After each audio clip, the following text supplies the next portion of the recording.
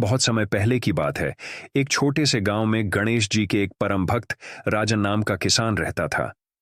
राजन बहुत ईमानदार और मेहनती था, लेकिन उसके जीवन में हमेशा कोई न कोई कठिनाई बनी रहती। एक दिन उसने गणेश चतुर्थी के अवसर पर गणेश जी से प्रार्थना की, हे गणेश जी, कृपया मेरी परेशानियां दूर कीजिए और मेरा मार्गदर्शन कीजिए। उस रात जब राजन सो रहा था, उसे सपने में भगवान गणेश प्रकट हुए और बोले, तुम्हारे गांव के पास एक गुफा है, वहां एक गुप्त खजाना छिपा है। सुबह सूर्योदय से पहले जाकर उस गुफा में प्रवेश करो, लेकिन ध्यान रहे कि एक शर्त है, खजाना तभी तुम्हें मिलेगा जब तुम अपने डर पर काबू पालोगे। राजन ने सुबह उठते ही यह सपना याद किया और सोचा कि शायद भगवान गणेश उसकी परेशानी दूर करने का यही उपाय बता रहे हैं। वह गुफा की ओर चल पड़ा। जैसे ही वह गुफा में प्रवेश करने लगा, उसे एक रहस्यमयी आवाज सुनाई दी, यदि तुम इस खजाने को पाना चाहते हो तो हर कदम सोच समझकर उठाओ। गुफा के अंदर अंधेरा और सन्नाटा था, लेकिन राजन हिम्मत के साथ आगे बढ़ता गया। अचानक उसके सामने एक विशाल नाग प्रकट हुआ। राजन डर से कांपने लगा, लेकिन उसे गणेश जी की बात याद आई, डर पर काबू पाओ।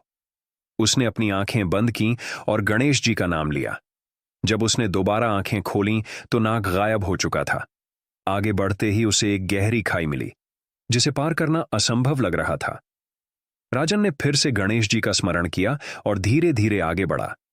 जैसे ही उसने पहला कदम रखा, उसे लगा जैसे एक अदृश्य पुल बन गया हो और वह आसानी से खाई पार कर गया।